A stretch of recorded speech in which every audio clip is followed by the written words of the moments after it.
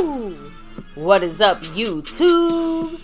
My Cowboys family here, bringing you guys the latest update on our very own Dallas Cowboys. And of course, as always, thank you so much for joining us here tonight. Take a second to hit like, subscribe, hit that notification bell, follow us on all social media at My Cowboys Family, and of course, hop in the Discord, link for that's in the description box down below. Hey, it's officially the eve of Christmas Eve. Unless you're on the East Coast, it's Christmas Eve here for us That's already. Right. I have a feeling that Santa's going to hopefully leave us a W under our tree. Hopefully the Grinch goes visits the Dolphins in their casket right there. That's the hope here. But again, I hope everyone's having a great weekend so far, a holiday weekend, and of course, a Merry Christmas. Right, basically here, right? Christmas Eve, Cowboy Christmas. Cowboy Christmas. Yeah, right around the corner here. Christmas Eve, Christmas Day. Everyone, enjoy the time with your friends, family, and loved ones. And, of course, rep that navy blue, silver, and star. Go Cowboys. You know how we do. So, again, just shouting out everybody there on that side of things. And, of course, we got to shout out those in this pregame preview of the Dolphin game, those that make the MCF world go round and represent these boards here, baby. So, let's start it up with the sponsor of the week this week. Holding it down for at least special today and tomorrow. Shout out to Skeptical Fan. Always staying skeptical. Yes. Not just the sponsor of the week, he's also the membership gifting king. That's right. So much love to him. He's also, I think, third on the overall board right now. He's hanging in there, trying to get that sponsor of the week. We also got a couple Speaking of hanging, right? We got Stanley Smith. Yes. Hanging, representing as our Cash App King 2 weeks in a row. Like our 90s Cowboys, back-to-back. 3 out of 5 times. I love saying that because that's domination for Stanley Smith. And he's on that board. He's in striking distance to that top spot. But still, as many others there like Smokey, Jason Renfro in the mix, and many others. SnugX, Stanley, of course, in the mix. But the guy who's leading the guy who's leading the pack right now is Mr. Jason Renfro. So all those people right there are chasing him for this week's crown. We'll see what happens on that side of things. And of course, Retro Scotty, 92 points on the stream boss. If you look at the above board, though, who's coming for that sponsor of the week? Again, Skeptical in third, Big D in second. But in first, it's Mr. Zach Luna. Ooh, thank you. Yeah, he's got a little bit of a lead right now for the last 2 streams here of the week. But he has been representing it, and he is coming for that sponsor of the week. Anyways, we got a lot of ways to drop the love here. Of course, super chats and thanks buttons and joining the membership, like William Burney. Big shout-outs to William Burney, who jumped in this membership thing again in that Navy Blue crew. Also, pre-stream, we had Mr. Top Dog, Dwayne Broussard, dropping that $2 holler. Thank you, Dwayne. Yeah, we're going to read his chat in a minute, but first, let's shop. All right, we got ourselves a bunch of memberships getting gifted by the man staying skeptical.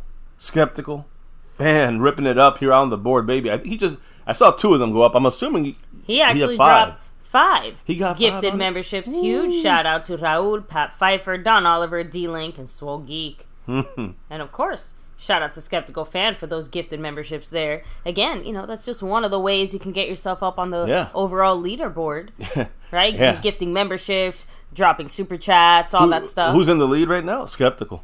He's coming for the back-to-back, and he's in the lead even more so now with another 5 on it. Last week he had 10. Mm-hmm. I think right now he's at 13 for the week. He's got a lead over everyone else. So much love to Skeptical. Gifting, one of the best ways to drop the love here on the channel to help us here, help the people in the chat. Everyone's going to be ready for this game tomorrow against the Dolphins. So appreciate you, Skeptical. And congrats to all that won those gifted Navy Blue crew memberships right there. So again, as I was saying, there's ways of jumping in the membership like William Birdie, gifting memberships like Skeptical Fan, dropping the love like Mr. Dwayne Broussard, the top dog. It was with the $2 holler, a classic. Go Cowboys. Thank you so much, Dwayne Broussard. Yes, appreciate him. You. And then, of course, there's, the gifted membership. The thanks button, of course, which was a way like Big D has to drop the love this week. There's other ways, maybe, of doing things in the Cash App side. Try to go for that crown. Stanley Smith has it 2 weeks in a row. Jason is in the lead. How can people get into that race and that battle? The Cash App, money sign My Cowboys Family. The Venmo at My-Cowboys-Family. The regular PayPal link. And last but not least, that Streamlabs link. It lets your comment show up on screen just like a super chat. Yes.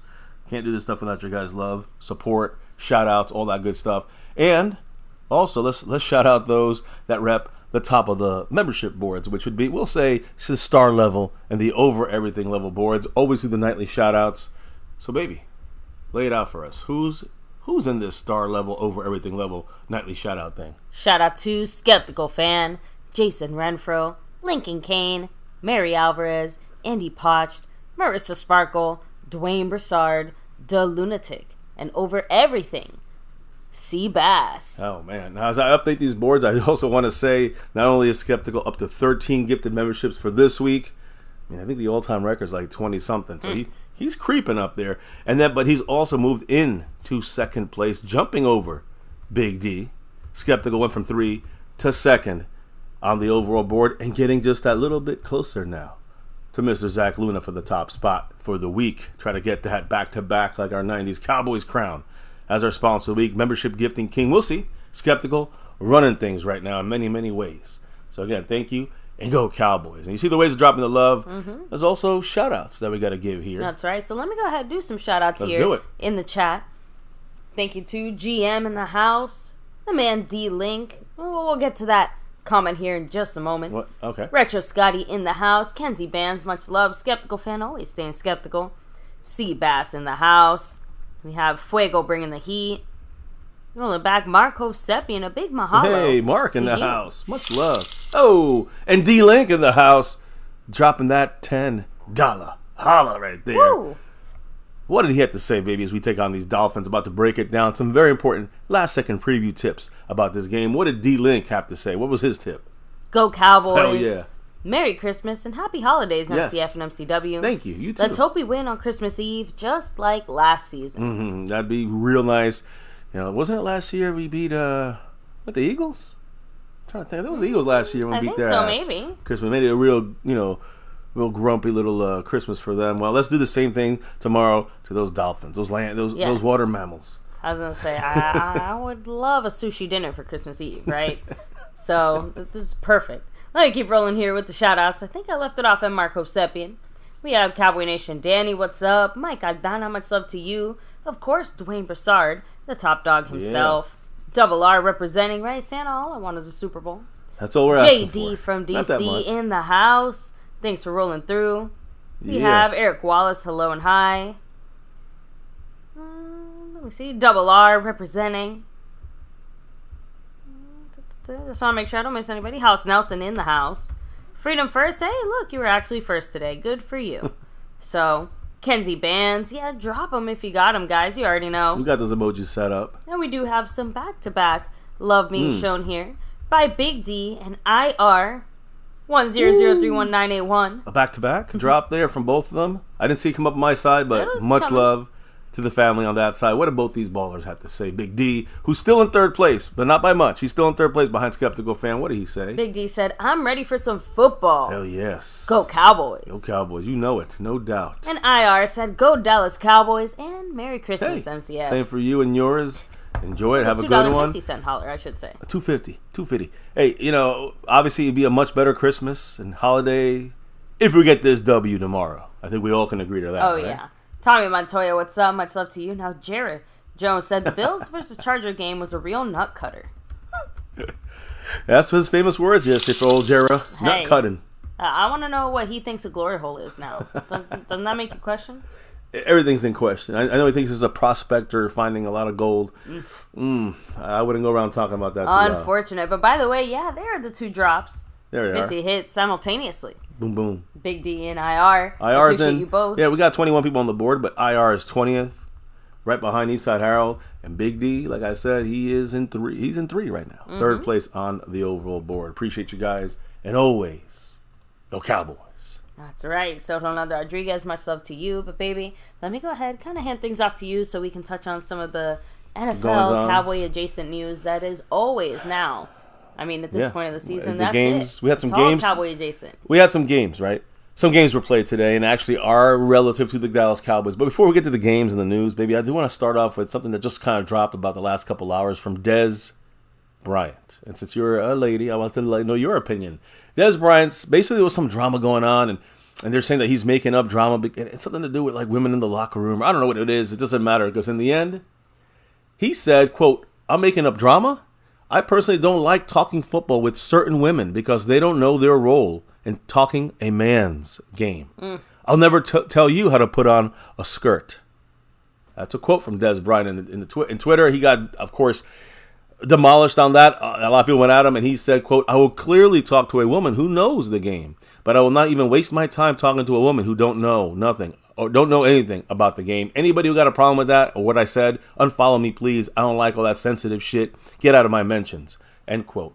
Good, baby. You can go up first. I got my own thoughts on this. What do you think?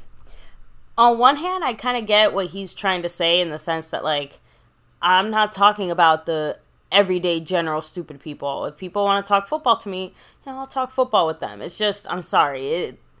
It's hard for me to move past some of that language just because, I think it's really fucking stupid considering that I know plenty of men who have never actually played football a day in their lives, and yet they're still considered and lauded as great coaches or great football minds. Mike McDaniel, our opponent this week. Exactly. He never played football professionally. That's what I'm saying. Like, I'm sorry. Like, last time I checked, you don't need a dick to qualify. You need a brain. You need football strategy. Unless your dick is providing you that, in which case I have, a lot more questions. Anyway, thank you, by the way. We have some back-to-back drops. Thank you to Big D with a $5 holler saying we will get that W. Thank you. That's the real hope, right? JD from DC following that up. JD with a $5 holler. There he Thank is. you, JD. He said hit that like button. Yes, guys. Hell yeah. An easy, quick, simple way of, showing the love and sharing the love here in MCF, right? And Skeptical Fan. Hitting the like and sharing and all that good stuff. There's the JD from DC. Yes, don't forget to hit that like, subscribe, notification bell. And why not? Share it out as well. And Skeptical Fan with his $2 holler. Time to show the haters how Cowboys can win. Hell yeah. And hey, we talked about it last night. Really, honestly, a deep dive in some key matchups that we need, must-win matchups, in my opinion, to win. I got a couple extra ones to throw in there, especially with the news of today from the Cowboy world. And we'll talk about Tyron Smith and his injury situation, status, and update. But yeah, we're going to discuss the only, maybe small excuse I give to Dez is that, volume-wise, numbers-wise, he probably hears a lot more shit from a lot more people, just in general. Still no excuse. Look, in my opinion is this. Listen, well, first, my opinion is Skeptical Fan dropping that J-Lou $2 holler. And yeah, it is time to show him how we're going to win this game. I'm going to discuss that very soon here, Skeptical. Stay tuned, Skeptical Fan. I'm going to show you real soon on how we're going to beat this Dolphin team. It's going to be tough, though. It's a tough game tomorrow. So let's not, think ahead of things. It's a tough-ass game. Don't pretend it won't be. Yeah, exactly. Now, as far as Dez Bryant, I have an issue. First of all, he's like, I don't like talking with certain women because this is a quote from Dez, because they don't know their role in talking a man's game. And that is kind of a little bit like, okay, that's not what he's saying. He tried to correct it and say, I don't talk about anybody about it. Well, no, not really. There's a difference for him between a man and a woman talking about football. A man who doesn't know football and a woman who doesn't know football. To him, it's a difference. That's why I included that skirt comment. So, I mean, I understand the women are going to play football, but doesn't mean they can't understand it as well as a man. But anyways, I know he keeps pushing the fact that it's certain women. If you don't know football, he's not gonna, but he brought up the fact that he brought out women is the point. Because to me, if a person doesn't know football, why does it matter if they're a man or a woman? Yeah. Why didn't he just say, I don't talk football to anybody, man or woman? That would have been fine. The fact that he pointed out women's skirts. I don't talk football to people who don't know football. Exactly. That's okay. Exactly. Fine. That's what he's missing. He's missing out on what he said himself. Like, he's fucked up on his own. There's no other excuse for that. He's an idiot for saying that. And hey, I'm not defending that from him. He's an idiot. No reason, real non-sexist reason, to single out women. The sexist reason to single them out, but he didn't. He showed that he's definitely showing a difference there between men and women, just generally speaking, and what their roles should be in the world. Big D is definitely showing a difference. Hell yeah! Because he dropped another $5 holler. Huge shout out to you, Big D, saying I hit that like blunt and the beer. Smoke it up. Go Cowboys! Hell yeah! We want that 6 and beyond. Triple combo there. Go Cowboys! Big D. Hey, Big D is creeping now. I think he's about 10 away from jumping over Mr. Skeptical Fan. Keeping it real close in the mix here. A real good battle going down between Big D and Skeptical Fan. And I'll keep you, on top of that, guys, as that continues. But yes, hit that like, hit that blunt, and go Cowboys. Ooh. So anyways, I don't know if anybody else has any thoughts about Dez. Because it's just like not even a Cowboy news thing. It's just Dez Bryant social media shit. But, I just think he was an idiot for saying that. I'm calling him out. Throwing out their whole Joy Taylor. I mean, Joy Taylor is an idiot. Not because she's a woman, but because she don't know football. Exactly. Now, House Nelson said, dudes can talk ignorant football too. I don't want to deal with ignorance, period. Agreed. If he had said that, it would have been different. He didn't say that, though. He said afterwards, I also include men in that, but he didn't single out men. He singled out women and he's not going to tell them how to put their skirts on. Don't get involved in them. You know your role in talking a man's game. It's like, a lot of things in there. Obviously, we know what Dez meant there. It was anti-women talking football that didn't know football, but specifically women that didn't know football, which, he didn't single out men that didn't know how to talk football. There's a lot more of them out there. Anyway. By ratio. Dez has always been outspoken, so. We'll leave it at that. Now, other things, though, today, non-games related. Games for tomorrow. Trevor Lawrence was going to be, not playing tomorrow. He was almost ruled out, 50-50. Today, he cleared the NFL's concussion protocol, and he is traveling to Tampa with his team. That is a significant development for him, but it's also significant for the Cowboys because we need the Jacksonville Jaguars to win as many games as possible. Let's put it that way, or at least not as many games as possible to beat the team they play tomorrow. So we'll talk about that in a minute because tomorrow Jacksonville plays Tampa. And if Tampa keeps losing, that helps the Dallas Cowboys. I'll explain that in a little bit here. Of course, we got the playoff look we're going to discuss. But Trevor Lawrence, quarterback for the Jags, will be playing tomorrow. And the team we definitely need to lose, the Philadelphia Eagles, they had 5 guys that were in danger of missing this game. A couple of them, at least one of them is going to be back, and that's Devontae Smith off of the injury report for the game on Monday night against the Giants. And he's good to go. But the Eagles did rule out cornerbacks Avonte Maddox and Darius Slay. We're talking about the starters here. So a very bad pass defense for the Eagles gets worse. DeVito. Come on, DeVito. Tommy DeVito, get us something here. Their linebacker, Zach Cunningham, also. They're very light at linebacker. A lot of Darius Leonard tomorrow or on Monday. He's going to have to play because Zach Cunningham is also ruled out for this game. And I think a couple other guys still banged up. I know that I forgot the offensive line, Dickerson. I know he is also a guy that's definitely ruled out for this game as well. So they got 4 big names out. One that's going to sneak in there, and Devontae Smith. Now, we'll get back to the Eagles in a minute because we got to talk kind of playoff picture. Yeah. But right now, when you look at the games that went down today, the first game, who cares? Steelers and Bengals. Steelers destroyed the Bengals. Mason Rudolph, the red-nosed reindeer, it's kind of fitting, right? Kept their playoff hopes alive for the Steelers. George Pickens, who's been kind of having some ups and downs over there in Pittsburgh. They both connected for 2 long touchdowns, and the Steelers kept their very faded playoff hopes alive, beating the Bengals 34-11 earlier today, in the early game. Rudolph made his first start in 2 years in place of the injured Kenny Pickett and the ineffective Mitch Trubisky. He hit Pickens, the receiver, for an 86-yard catch-and-run score, found Pickens again with a 66-yard play, and now the Steelers are 8-7, snapping a 3-game losing streak. They won't make the playoffs, but at least they keep themselves alive, I guess, one more week.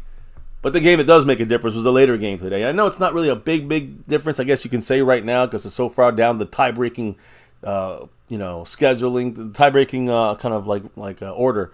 But if you want to try to look for any advantage for the Cowboys, this is where it really gets real here. And when you look at our schedule, and you look at the rooting guide for this week, you see a big X over that game there, Chargers at the Bills. The Bills at the Chargers. The Bills, who suck on the road and almost lost this game, they should have probably lost it. The Chargers had nothing to play for, not much. The Chargers should have had this game. They blew it. We wanted them to win. The reason for that is because we beat the Chargers and the Bills lost to the Eagles. So, somebody was going to we were either going to be back 4 games on the Eagles on a tiebreaker, or we're going to back 6 games. We're back 6 games now. Instead of we were at 5, now we're back 6 games on the tiebreaker. So, anyways, the point here is Buffalo survives a big scare, and they step towards going from 20% to make the playoffs to 80% to make the playoffs now with a very narrow, hard-fought last-second win. Again, just to be alive at this point in the season with wins over the Chiefs, the Cowboys, and now barely sneaking by the Chargers. They got this win here for them. This win by them, and they snuck it out at the end with a last second by Cameron Dicker, the kicker. It was a great commercial on their channel on the Chargers website about trying to vote for him for the Pro Bowl. But I'll explain what this means for the Cowboys one more time here in a moment. First, I see a drop by the man Calvin Richard with the 5 on it. Woo! What did Calvin have to say? Shout out to Calvin. He said, all championship Cowboy teams have had a solid running game. This one does not. I'm going to say this, though. The days of that kind of running back need is not here anymore. You look at the last, 12, 15 years of Super Bowl champions. And the leading rusher was like an undrafted guy. Yeah. He was like a 7th round pick. Yeah, the running back situation has definitely changed. Yeah, it's definitely different than it was in the 90s. So I'm not going to judge it on that because football has changed. Not, the Cowboys kind of changing with it. So they're trying to. So to me, it's not as big of a deal as Calvin is saying it is. But I understand that we're going to need it. See, here's the thing I have. We're going to need maybe some kind of running game when the weather gets a little bit worse in the playoffs on the road. It just like he said, I have to just point out, he didn't say like superstar run game. He just said solid. That to me just means I hear that around too. Average, maybe a little more. Well, right? We are actually. We're like average, 13th in the NFL running the ball. So 13th. I think we're like 10 to 13th right now at running the ball and yardage and efficiency and that kind of thing. Right. So then maybe we are at least at the bare minimum of where we need to be when it comes to the run. So and again, if we try to keep doing what we've done in years past, I don't know if we're ever going to get past what we're trying to get past, right? Like the way that we won those Super Bowls in the 90s is not going to be the way that we win them moving forward into the century we're in now. 21st century offense and kind of football we have. Running game is not as important, but I agree with Calvin on one thing for sure. Running the ball is going to be important at some point in the playoffs. As long as we can have a somewhat solid run game, that will keep us afloat if there's ever a weather issue or a team that can just shut us down, on the passing side in a complete way. We'll see. Much love there, Calvin. Appreciate you moving them into 10th place on the overall board. But this is the deal, guys. This Chargers loss and Bills win is a combination because the Eagles want the Bills to win and they want the Chargers to lose. We want the reverse of that in this situation, and it helps both teams. Unfortunately, we move back now. That this Chargers loss weakened the Cowboys' potential strength of victory percentage tiebreaker situation. Where the Bills, they strengthened their strength of victory because, the Bills win strengthens Philadelphia's strength of victory tiebreaker. So again, everything is far from certain right now. Let's be real. But that tiebreaker, if both teams go 3-0, we're gonna, saying that this is the tiebreaker. It's gonna come down to strength of victory. So we just have to hope Eagles that the teams that we've beat continue to win. Yeah, and that did not start off today, as you can see there. Yeah. Looking at this tomorrow again, Jets over Washington, that can happen. Seattle over Tennessee, that can happen. I think that's going to be tougher for the Panthers to beat Packers. You got the Lions, they could definitely beat the Vikings. Jacksonville over Tampa. Right there, if that happens, well, let's just say Chicago beats the Cardinals too. Yeah. If that happens, we just made up 2 games on that tiebreaker schedule there. But then, of course, you got Raiders at KC. So we're probably going to end up maybe around maybe we'll catch them a game, I think, or a game and a half is where we might fall in when it comes to catching them. And what do I mean by that? Let me break it down for you guys real quick.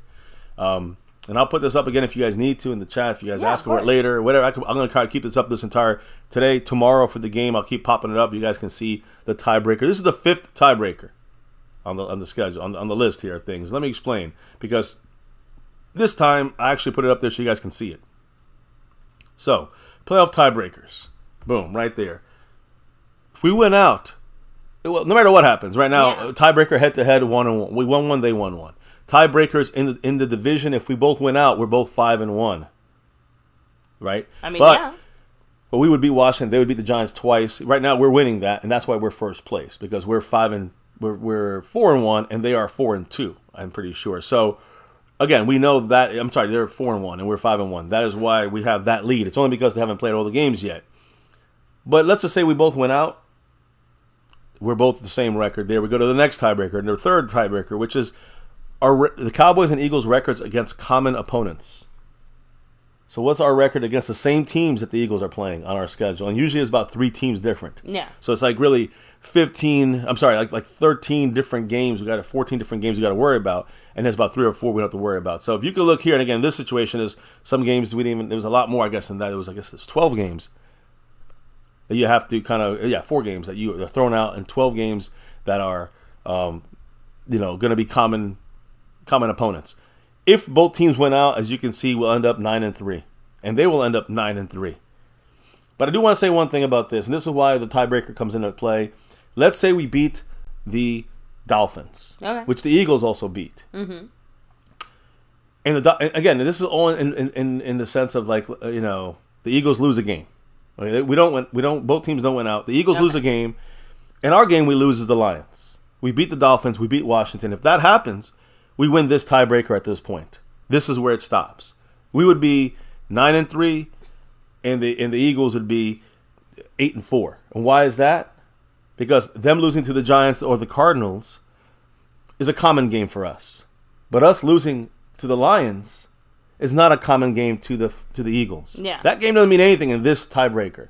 So we could lose that game, and if the Eagles lose one game, it doesn't matter which one, we win this tiebreaker. Now, let's say we win out, both teams. Go to the next tiebreaker, the fourth one. Conference record against, actually, I think it's conference record against opponents. Here, let me just make sure. Yeah, conference record. Yeah, just a basic conference record situation. If we both win out, guess what it ends up at? Again, 9-3. But let's say we lose to Miami tomorrow. Okay. And the Eagles lose one of their games. Doesn't matter which one it is. But then we beat Detroit and we beat Washington. Then we win at this tiebreaker. Okay. And why is that? Conference. Because no matter if the Eagles lose any of their games, they're all NFC. The Cardinals and 2 Giant games. The Cowboys, if we lose, obviously losing to the Dolphins, that's an AFC team. Correct. So if they're an AFC team, it doesn't count against us here. And his record would be still 9-3. We beat the Lions, we beat Washington, that's conference. So the Eagles would be at 8-4, we would be at 9-3. So that's how we can lose. And you can see at the bottom line over there at the right, you can see we must beat Washington and must win either against Dolphins or against the Lions. And we still need one loss from the Eagles, no matter what happens. We lose a game, as long as it's not Washington, we still need a loss from the Eagles, no matter what. So across everyone, if we win out, we're probably losing this thing, guys. But if they have a loss, as long as we don't lose to Washington and we win one of the other 2 games, we are the NFC East champions. Now, the last thing I want to see here is those tiebreakers. That 5th tiebreaker, which is strength of victory. And right now, it's actually been moved already. Because the Eagles now, instead of 82 wins, instead of teams that have 82 wins, you got another win now because the Buffalo Bills won. So they have 83 wins. We stay at 77, and we got to add a loss for us. So we're at 109 right now when it comes to the Chargers and their loss. So now instead of a 5-game, it's really a 10-game. It's really a 10-game difference, but it's a 5. We're 5 back on them in wins. It's now 6 back and 12 games that have to go our way. We may get shit back to normal, or maybe like I said, closer by 1 game instead of 4 games, if everything goes right for us this weekend. So I don't want to rely on that tiebreaker. We might have to. But my point is, if the Eagles lose 1 game, it doesn't matter which one it is, and we can lose to the Dolphins or the Lions, and then win the other game of those 2 and beat Washington, and you can see we'll be NFC East champs. We might be 2nd seed or 3rd seed, but we'll be NFC East champs. We win them all, and the Niners lose 2, we get the bye. But I'm not counting on that. Yeah, Last thing. It does feel like too many things have to go right for that one. Yeah, and you can see if we get to that 5th tiebreaker, I mean, the teams we have to hope to win, you see them there. But the 2 ones I look at and stand out to me, we got to have the Jets winning a lot of games and the Panthers winning a lot of games. That's not helpful for us. And if you look at the Eagles, you got to have the Chiefs and the Bills losing a lot of games. That's not helpful for us either there. So, again, that's the layout. If there's any questions, I'd like to know your guys' thoughts before we move on from this. Skeptical Van said, let's say we win against the Dolphins. Right? Okay. Well, that was it. I understand that. I get you. But my point is, that is probably why you're not seeing Tyron. See, this all comes back to some things that you guys got to understand is the way McCarthy balances his team. I know you guys, we all want to get this win. But we're not going to risk Tyron Smith's health to get 1 victory against a Dolphin team that we don't have to win. I hate saying it like this, but it's not necessarily even a must win. The must win is we got to win Washington, and then we must win one other game, the Dolphins game or the Lions game. It doesn't matter. We can lose one of those 2 games, and the only way we can still, if we win all 3, we still have to have the Eagles lose. Exactly. So if we win one of these 2 and the Washington game, we still have to have the Eagles lose 1. So we really do only control our own destiny, but it is silly to. Well, I'm just saying, like, in the sense of, like, we still have to win out, we still have to do our part, but obviously a lot of other things rely on, things outside of our control and teams outside of our control. So. No, the only thing we have to rely on is the Eagles losing. That's unfortunate, but that's that's what I'm saying. That's outside of our control. Well, but if that happens, we have control. We have literal control. We don't control our destiny now. Seeing a few comments, kind of sharing their thoughts one way or the other. MH said, I don't want the bye. I'd rather see us keep playing. Well, I want the bye. Tyro Church said, I'm okay with home field advantage with the 2nd seed. Yeah, and that's why I'd rather beat the Lions than the Dolphins. Like, if we have to win a game, let it be. If you give me a choice, okay, we got to beat Washington no matter what. But if you tell me you want to beat the Dolphins this week and take an L against the Lions next week, I'd rather do it the other way around. I'd rather take the L against the Dolphins this week and take a win against the Detroit Lions at home.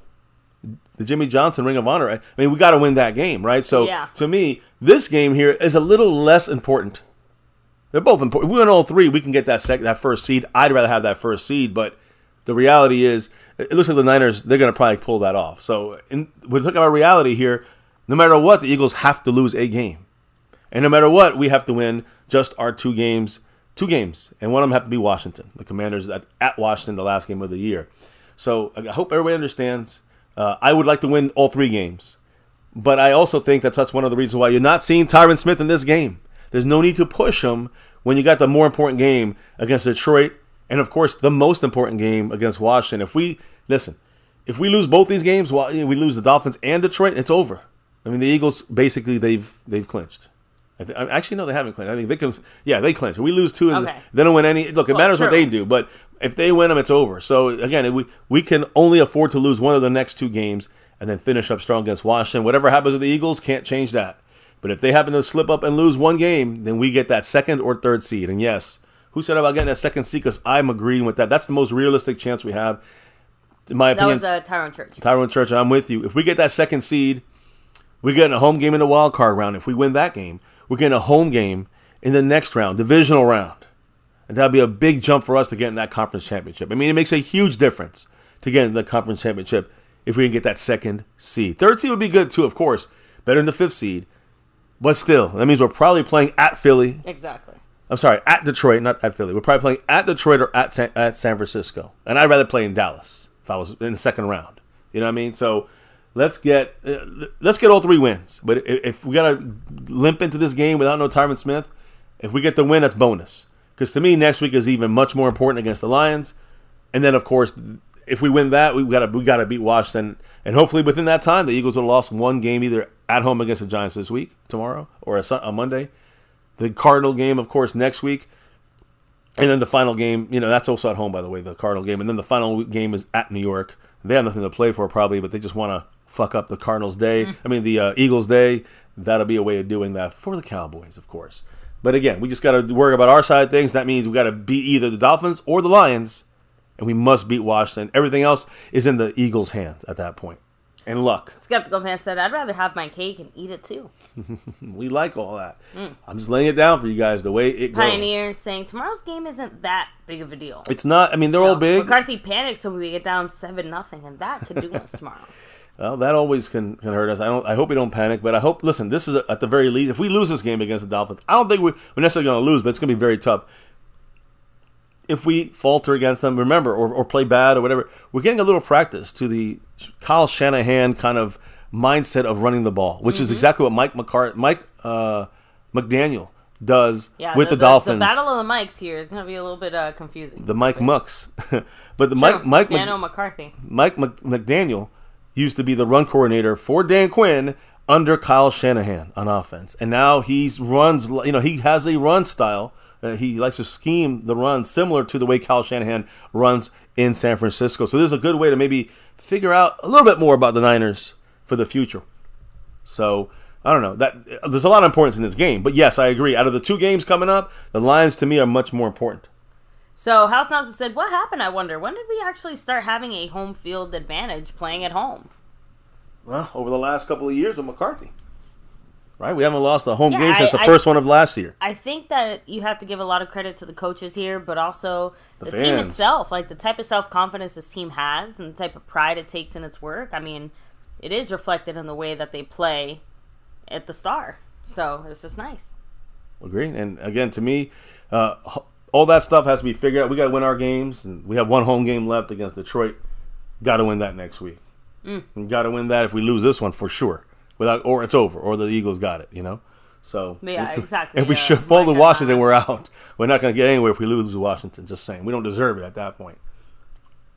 Mike Aldana, what? I know Mike Aldana said MM versus MM. Yeah, the MCM versus MCM, right? Right. So, anyways, there you go. Are we good? Do I need to do anything more? Do we got all the information there for the? Yeah. the tiebreakers, and I think we're good there. I mean, again, I take this off. You see the schedule You left. know, Retro Scotty's the saying, guide man, it seems like a lot of things have to go right for that second seed.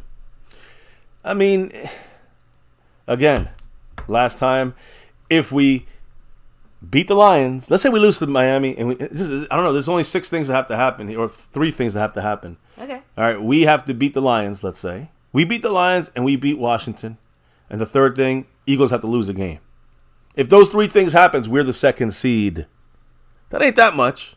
That is not that much. Now, you're asking about, is it a lot because of who the Eagles play, or, you know, saying, well, we'll be able to win against the Lions? That's a whole different situation. But those are the 3 things that would have to happen for us to get the second seed. And again, I think that, you know, of course, I'd rather not lose a game. So we win all 3. We definitely get the second seed, maybe the first. But the reality is, second or third seed is what we're fighting for. And this is not about second or third seed right now. You're looking at your screen. This is about winning the NFC East and getting the second or third seed, or really lucky and getting the first seed. These are the things that have to happen. This is the way it breaks down. And I'll have this for today and tomorrow, along with the complete routing guide for tomorrow's games, which again we'll be playing in the afternoon, later in the afternoon. While these other games, some of the games will be done already, so I'll probably have an updated list for you guys by then. But this only applies with these games on the right, other than the Eagles and the Niner game. These things only apply to if you end up on that 5th strength of victory tiebreaker. Okay. So that's the only thing that you know, that deep rooting guide, like all these games really matter, all these little games matter. Only matters for that 5th strength of victory, you know, tiebreaker. So that is a lot of things to happen. I agree. But if we need the Eagles to lose, then we just got to beat, you know, the Dolphins or the Lions and Washington. To me, if you look at the right side of the screen, that bottom line, that's as easy as it can be told, guys. I mean, it's right there. We can lose to one of those 2 teams and get the Eagles to 1 loss. You got it. We got the East at least. Yes. Kind of rolling back here. Mike Aldana said, just take care of our business tomorrow and the 2 following games. Exactly. That's what I mean. And I said earlier, we can only control so much of this, and the only part we actually do have any say over is how the heck we play these next few weeks, right? Pioneer saying, if Philadelphia loses, they will enter the dark place in their minds. Oh, yeah. They're already there. But I have to put out a watch on some Eagle fans, right? Let's say Williams saying, if we can eliminate the penalties, the Cowboys will win the game. That amongst, I think, the physicality, we got to get physical. I'm going to tell you a couple different things I think about this, but some keys I think that we have to kind of bring up as well. I'll talk about it. It relates to that, and the penalties and physicality. Discipline and physicality. Those things have to happen for us. But this is, again, guys, it is not crazy what I'm putting up on the screen here, because if I tell you the Cowboys got to beat Washington and just one other game this year, and the Eagles lose 1 game, we win the East. Like, there you go. That's all that has to happen. It's not that complex or complicated. Although I do agree, we got to wait to see what happens. I wanted to make sure I update everybody on exactly the facts, just the facts. Bobby Garrett said we have a 4-1 division record, right? Yep, we have a 4-1 record, and they have I guess they have a 3-1 record right now. But they have 2 more games against the Giants, right? That would put up to 5-1, and we'd be 5-1 if we beat Washington the last game. So that's why that's why I'm showing that tiebreaker there. So no, all good here on my side. All right. So now that we did that side of things, let's talk about the reasoning. I think the Cowboys today. Again, what happened to Tyron Smith? You guys remember? Tyron Smith yesterday was on the injury report, listed as questionable, and listed as doubtful. And that means he ain't playing. We already kind of knew that. Today, the Cowboys earlier this afternoon said that Tyron Smith will not be playing against the Dolphins tomorrow. Officially, Sunday, he is ruled out for this game. He was doubtful. Now he's out. I said this last night. This will probably happen. No surprise. I think we all expected this, unfortunately, to happen here at Tyron Smith this week. And just so you guys know the details, he didn't even fly out to Miami today. Neither did Jonathan Hankins, who's also been ruled out. Both guys ruled out. Tyron Smith, Jonathan Hankins, both staying in Dallas for this week's game in Miami. So Tyron Smith, let me just give you a couple things here. Tyron Smith missed at least 3 games every year since 2015. Okay. At least 3 games or more. And he's missed at least 4 games starting in 2020 and beyond. Damn. So you can see he's starting to miss an extra game every couple of years. It feels like it goes up another mark there. So this is also the 4th game he's missed this season. Again, Pro Bowl left tackle, but still, he's missed a minimum of 3 games for 8 consecutive seasons. Again, like I said, his last full season was 2015. We know that doesn't really change anything because the Cowboys already knew that, and they chose to continue down this path. That's the front office. Yeah. Mike McCarthy tried to do the best. I know some people are like, well, we should listen. McCarthy's doing whatever he can to make this guy's game day activity be more more consistent. On there. So during McCarthy's coaching career in Dallas since 2020, Tyron Smith has missed 37 games under Mike McCarthy. That is quite a few. Yeah, I mean, he missed pretty much a whole season. I think he played 2 in that first year. And then, he just had, of course, he's missed at least 4 games every year since then. So, now I will say this, though. Of course, Tyron Smith has been dominant when he's healthy enough to play and is the reason for the Cowboys front office, patience. So I understand the front office patience. My only issue, and I've always said this, why not get almost a starter-like left tackle? And we do have a guy named Tyler Smith. And then we need a backup starter-like left guard to come in for Tyler Smith when Tyler Smith moves to left tackle. So what's going to be the move now? Well, it's not going to be Tyler Smith. Like I said yesterday, Tyler Smith is staying at left guard, and we're moving in Chuma Edoga. So, again, is that the scariest thing in the world? No, but do we like number 71 necessarily be out there? We comfortable and happy? The Cowboys say from the coaching side of things, a lot happier with him since we know already we've been focusing him on that left tackle spot. The beginning of the year, we focused him at guard and tackle. But as of recent times, the last couple of weeks, as we said yesterday, McCarthy's been focusing him only at tackle, only at left tackle. So the confidence is higher up for the Cowboy coaches to have Chuma Edoga play this game. And I think, please understand here, I think all that playoff stuff I just talked about us having to beat either the Dolphins or the Lions, everything stays the same. Yeah. It'd be nice to win all 3, but everything stays the same as far as winning the East if we beat one of those 2 teams. So the Cowboys, they have no problem with letting Chuma Edoga in there for this week and resting up Tyron Smith another full week so he is ready to go, not just for the last 2 games, but for the playoffs. Yeah, even more important, right? Long-term goal there. Yeah. So again, we know that Tyron Smith, he's a dominant player when he's healthy. He's missed 4 games at least every year since 2020. 8 consecutive years, missed at least 3 games or more. We know the issues, but Mike McCarthy's definitely found a great management strategy that has been working. Hey, we got 7 straight games with Tyron Smith in game, full games playing. That's a great thing to have in the first place with a dominant player like that. That has to be his longest, healthiest streak in a while. Yeah, it's one of them for sure. So, any quick thoughts on Tyron Smith's situation? I think we all kind of expected this, but I'm curious to know a comment or 2 from the chat if there's anything in there. A Pioneer, during out there tomorrow, we'll see the inverse of last week. Hybrid linebacker secondary are going to be tested with the deep routes. Rolling back there. Let me see here. Nothing on Tyron Smith. That's all I wanted to hear. Seabass said, I don't like not having Hankins and Tyron. It gives me bad vibes. Losing Hankins and Tyron? Yeah. Seabass saying he doesn't like not having... Yeah, I mean, I don't like it either. No Hankins is a problem already. We talked about the run stop. And no Tyron Smith in this game. That, to me, is also a major issue. But when you look at the overall kind of situation, when you look at the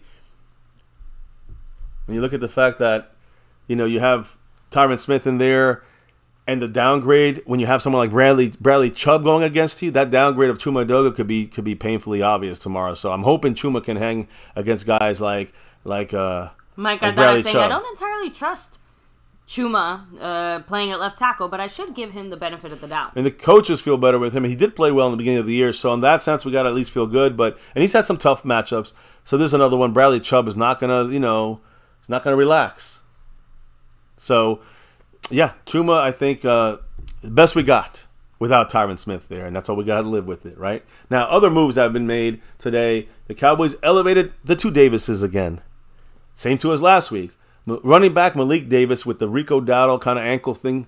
Malik Davis, his final elevation, by the way, he cannot play anymore for the Cowboys this year until the playoffs, which is a couple weeks away. Yeah. We cannot elevate him anymore for this year unless we either sign him through the 53, which we're not, or release him and then and it's something he plays with somebody else. That's the only way he could play this year anymore.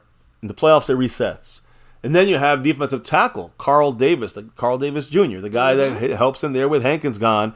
He's going to help Mozzie, Neville, Gallimore, and others. His second straight elevation, also from the practice squad. No surprise considering Hankins is still out. Yeah. I think they're just trying to get their last piece there of Malik Davis they can. And Carl Davis, you need him in there, but Hankins should be back against Detroit next week. I think that next week, is more, again, knock on wood, no one gets hurt, but I think that's more we're going to lay out the rest of our team on that field for the stretch run kind of deal here. Now, there's other two guys that were questionable for the game. We knew they're not going to play because they're still on the injury list, getting moved off of that 21-day window. But Lemi Fehoko and Matt Waletzko, all right, edge rusher Fehoko and the tackle Waletzko. Both these guys are still on the Cowboys reserve and designated to injured reserve, but designated to return list, and officially will not be activated for this game on Sunday. So they are officially out after being listed questionable on Friday. Now, as we kind of keep it moving here, I want to make sure we bring up a certain topic that we almost missed this week. Ref check. Ref check. Yeah, you thought I forgot, didn't you? I never forget. So, again, when it comes to the referees, and, they're usually blind, but when it comes to these refs, I wanted to say something about last week real quick. Week 15 versus the Bills. 4 different Dallas Cowboy players last week were flagged for a personal foul in the first half of last week's game. 4 of them. DeMarcus Lawrence, which led to 4 extra points for them. Zach Martin, which led to us getting stopped on offense. Sam Williams, which led to another touchdown for them. And Jaron Kearse, which also helped them lead to another touchdown for them. Now, the Kearse one I think was kind of bullshit. No, I agree. But it wouldn't have happened if McCarthy would have fucking called that challenge earlier in that play. So, technically, those are the 4 players that were flagged for personal fouls in the first half of the game against the Bills. Only guy that was fined, ironically for the Cowboys, was none of those guys. It was the guy who didn't get penalized. Who? Damone Clark. The only Cowboy player that was fined for a non-penalized hit on the field. I think it was the one that I actually said they're going to probably throw the flag, and they didn't. And that's the one they decided to fine him for. Fine a player for out of all the other personal fouls. That's the one. I hope he can afford it. Well, he's got no choice. Now, when it comes to the refs, who's our ref? You might know his name. Ed Hockley is the old guy with the muscles, the older guy with the muscles, always out there. There's a whole video on him from NFL Films.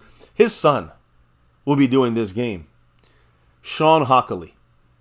All right? And so when you look at his breakdown, all right, where does he fall with the rest of the referees in the league? He's literally like dead smack in the middle. He's very average when it comes to throwing the. He throws them more than the lesser guys do, but a lot less than the top guys throw those flags. So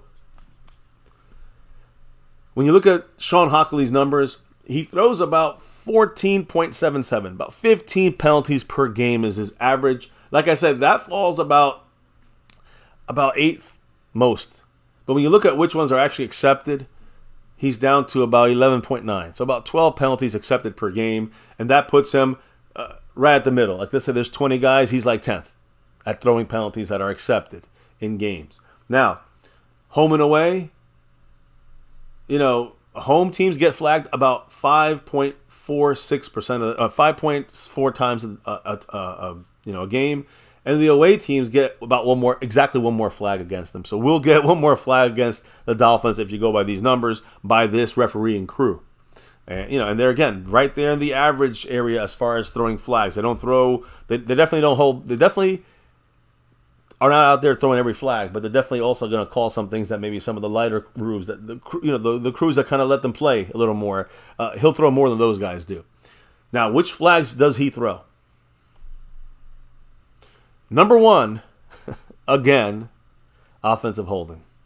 No surprises there. I just wish they'd call it against the other fucking teams, against Micah, when he gets held 15 times a game. But all these guys always call offensive holding, and yet we never see him called against the person blocking Micah. Interesting. They throw about 2.5 holding calls a game, so they're going to throw them this game. They call false starts as well. About almost 2 false start penalties. That one's also a little bit unfortunate for us, considering we have some very trigger-happy players on this team.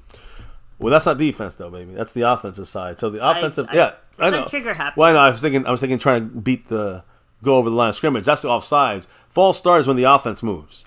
And they call them about almost 2 times a game. So offensive holding about 2.5 flags total. False start about 2 total per game. So that right there is, something the Cowboys I hope they have worked on this week. They also call penalties that could hurt us, like roughing the passer. Roughing the passer, it could help us too. So if that gets smacked around, they throw about one roughing the passer penalty a game, and about 1 defensive holding penalty per game. So yeah, guys, offensive holding, false starts on the offense, on defense, roughing the passer, and defensive holding. Those are the 4 we got to watch for. Hopefully this team's practice. I can't do anything more. I can't do anything more about that than I've already said, bringing it to light. But I hope McCarthy and crew still practice this. They're the ones I got to know. Now, as far as which ones do they throw a lot less? Illegal formation on offenses for lining up improperly. They really don't throw those at all. Unsportsmanlike conduct. They actually haven't thrown that at all this year. Illegal shift. Hardly thrown at all. And running into the kicker, which kind of stands out in my mind a little bit. These are the flags that they don't even throw out there. So again, very little of the time they've thrown them. And to me, I think they fell on offsetting penalties or declined penalties. But they've thrown them very few times in the season so far this year. So again, on offense, illegal formation and unsportsmanlike conduct, illegal shifts, running into the kicker, things they don't call too often. Which is, if you don't make it obvious, they won't call it in this game either. If you're Sam Williams, you run into the punter, they're calling it. I don't care if they usually don't call them. That would be their first one of all year. Too much attention to it now. Yeah. So again, that's kind of the way that breaks down for this game. Any quick thoughts on only the refs? Pioneer said, I tripped balls and the refs refused to call holding against Micah. Yeah, we know how that goes. And again, I hate having to bring this up every time, but here it is. Let's take a look at, in the Washington game on Thanksgiving, 5 different plays. There was penalties obviously not called, which should have been called. There's one. A smack to the face on this play here. Pop, pop. No call. The refs are looking at him. Micah's like, what's going on? And the rest of these are holds. Sometimes some of these are double holds. Like 2 players have to hold Micah. And they still, no penalties on any of these plays that you're seeing on your screen right now. I mean, NFL ref, I don't care if they throw a lot or a little penalty. They got to do better than the shit they're showing us here. Getting held by 2 guys, turned around. Here's a snapshot of each of those. Boom, 1. He's getting held. He's getting tackled. Hands to the face, boom. Held, boom. Held again, boom. Skeptical fan. Held twice, boom. Just assume we're not going to get the benefit of the doubt with any of the officials. Always, my man, always the assumption for me. I say the refs got to do what they got to do. We cannot rely on what the refs do to a game plan. We can't be as awesome. I don't say awesome, but we can't just rest on our laurels like the Eagles do. When their game plan is, let's throw the ball down the field so we get a call from the ref. That's their game plan. We do the opposite. We got we got to be like, let's make sure we do everything possible. We got to put the quarterback down on the ground nicely when you sack him, right. or we're going to get 4 flags flying. So we got to do the other thing. Forget the pillow and blanket to tuck him in. Yeah, we got to tuck his ass in. So again, that's the issue here. I'm not going to bitch about it anymore. I'm not even bitching about it. I'm just saying we need to make sure we don't get called for holding penalties in this game on our side. They might hold Micah all game. Can't help that. But we know these guys do call out offensive holding and false starts on offenses. So we'll see what happens. Now look, as we break down this is a quickie tonight. Like I said, guys, did the ref check? Did the playoff breakdown? I think those are some of the major things. But we got a couple last things to talk about here about this Dolphin team. They had some roster moves that went down as well today. And I'm going to start with Tyreek Hill, actually, which we got questionable for the game. A lot of people are saying his ankle might not make. Listen, he almost played last week. And, he was, a cunt hair away from playing last week. So, the Dolphins today, literally like an hour ago, reported that they are very optimistic that wide receiver, dynamic superstar, and leading receiver in the NFL, Tyreek Hill, still listed as questionable for the game on Sunday, but they're optimistic that he will play this game against the Cowboys. Again, no surprise. No surprise. We expected it. I know I expected it. You expected it. We all expected that. The Dolphins are said to just want to make sure how he is doing and how he is feeling on Sunday before the game before making that final decision on if he's going to play or not. It just sounds like if he wakes up tomorrow and he's fine, like from his bed, he doesn't even walk on the field. If he feels good tomorrow, he's playing this game, and all signs point to very optimistic. Tyreek Hill will play in this game, which, we didn't know for 100%. I assumed it, though. I assumed it 100%. Let me put it that way. Other roster moves they made real quick, guys. They elevated cornerback Ethan Bonner, which means cornerback. They got issues going on there. And linebacker, really an edge rusher, Melvin Ingram, who's one of their new players. A good pass rusher. They signed him to replace basically JPP. They lost Jalen Phillips as well. So they brought in there Melvin Ingram, who's had, a really good career. A little bit older now, not as what he used to be, but hey, that's another guy we got to kind of keep our eyes on there. Bonner made his debut last week. I'll put this on the defensive side for them and our offense, but when it comes to their defense, Bonner is a cornerback, made his debut last week when he was elevated by the Dolphins, recorded only 1 tackle and 1 pass defense in the win over the Jets. But Melvin Ingram, he rejoined the Dolphins on December 14th, where he was signed to the practice squad. They, of course, let JPP go a couple of weeks after that. He's a 3-time Pro Bowl selection in 2017, 18, and 19. He's played in 145 career games. I mean, he's got 57 sacks in his career. Very good player. But again, it just died off in the last couple of years, you can say. Both these guys elevated from the practice squad to their to their game day roster, 55-man roster. So, what are some of the things we got to worry about here for this game? Again, we talked about all the keys last night.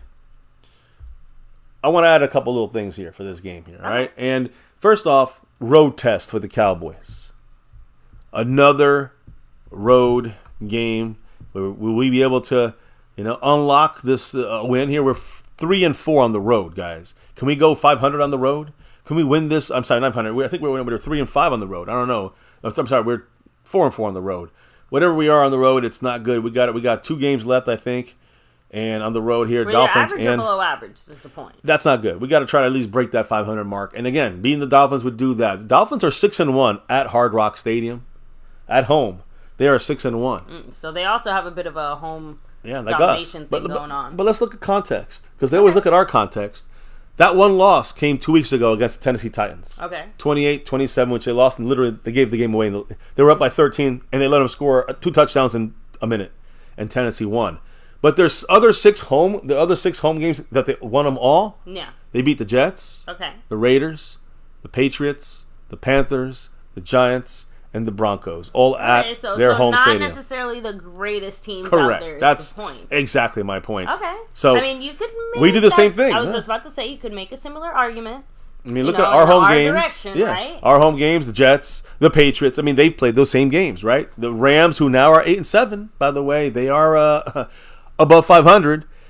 Then we also played, of course, the Giants at home, which they have also played. Washington as well, Seattle, who's a winning team, by the way, and the Eagles, who are a winning team. So we got 3 wins at home against winning teams.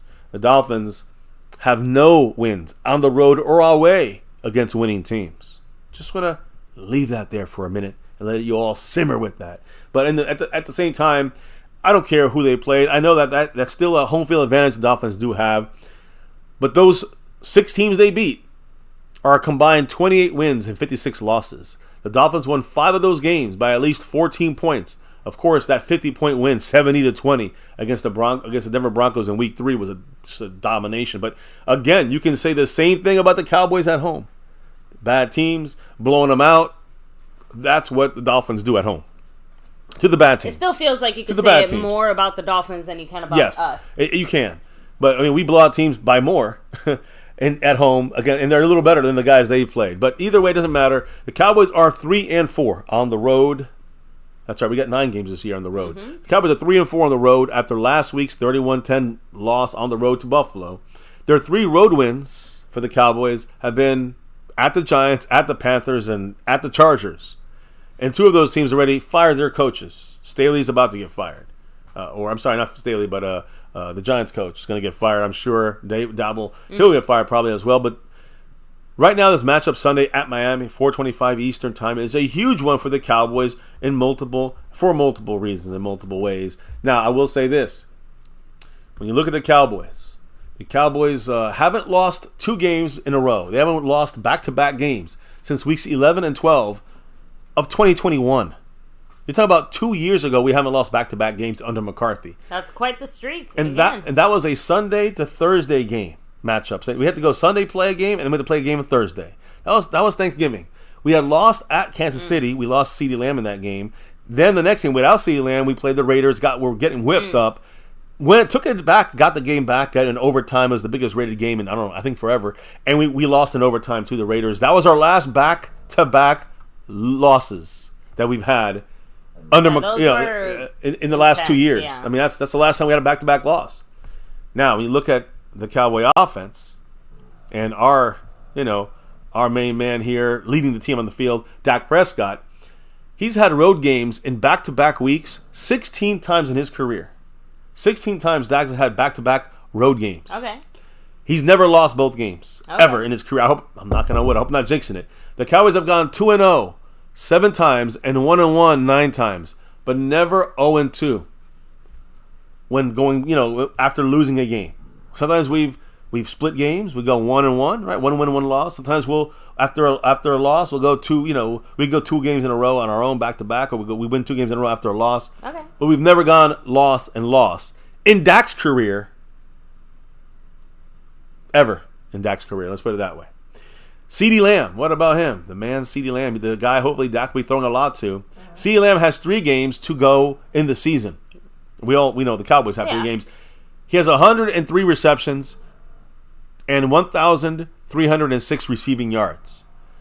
I asked this yesterday, how close is he to Michael Irvin's record? To break Michael Irvin's single-season record for receptions and yards, he needs only 9 more catches, 9 more receptions. Okay.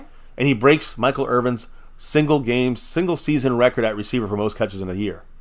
9 catches. He can do that in 1 game. But even if he does it in 2, it's still in the same amount of games as Michael Irvin did. Remember that. The extra game won't make a difference. Yeah. And receiving yards, he needs 298 receiving yards in the final 3 games to break Michael Irvin's record. So that's, again, it's definitely very possible for CeeDee Lamb to do it. I'd like to see him do both these in 2 games rather than 3 games, because it kind of stands for something more when you do it in 16 games rather than in 17, because it sounds like you're getting a little extra bonus help there. But either way, I'm hoping CeeDee Lamb, if he does break both of these records, hopefully done no later than the Lions game next week. Obviously, he won't do the receiving yardage stuff. He won't get 300 yards in 1 game. But he definitely could pull 8-9 catches in this game and tie it or break that record. And, of course, break it against the Lions. Exactly. That'd be a great day to do it, by the way, in Jimmy Johnson's Ring of Honor. And then, of course, listen, if he gets 150, 170 yards in receiving yards this week, he'll be less than 100 away from breaking the record. So Michael Irvin's record definitely in danger of being broken. Both of those records, receptions and receiving yards. CeeDee Lamb's got to still go out there and do it. We got defense that are trying to play against us, and we got to make sure our offense is clicking against some 2 out of 3 really good teams that we got here down the home stretch. Now, I didn't miss it. I saw the Miami fan representing sure here. $2 holler comes through. What did she say with her J-Lou 2? It went through. What did she say? I was laughing. Ha ha ha. Your worst nightmare. Which one? You? Yeah. That's right. That's what she's trying to say. So, hey. Yeah, not our nightmare. You might be the one that has to pay the respects. Your husband might have to rip shit up, if you know what I mean. Tear shit up. So appreciate you, Yolanda. We're going to go back and forth with this all day. You know this. But, hey, good luck on a good game, and then hopefully we destroy you guys and skin your fucking Dolphins alive. That's the hope. I'm violent like that. Alonda, thank you. She's taking Retro Scotty down to 53 points in the Stream Boss, which, opening up the game tomorrow against the Dolphins. Right now, Retro Scotty is sitting in the driver's seat as far as repping it on that screen constantly there with his logo and everything as our boss of the stream. You know it. So, I just said this about CeeDee Lamb and his numbers, and I know the records and all that stuff. Let's look at one of the matchups I think we got to kind of relook at now. That's CeeDee Lamb versus both Jalen Ramsey, who I know is going to be following him when he's on the outside. No, listen, guys, no matter what, Jalen Ramsey is going to be following CeeDee Lamb. If he's on the left side, it's going to be probably Jalen Ramsey against him or Xavier Howard. And if it's on the right side, it's going to be probably Jalen Ramsey. No matter which side he's on, probably Jalen Ramsey. But when he's in the slot, it's going to be against Kader Kohou. Yeah, he's going to be the guy you want to target. But let's just say some of those coverages are going to be against Ramsey, no matter what. We know this. This is going to be a big matchup to watch for. And, of course, when he's in the slot, The Dolphins are one of the worst teams in coverage. I don't care who you put there. With CeeDee Lamb, he's the best in the NFL for the last 3 years.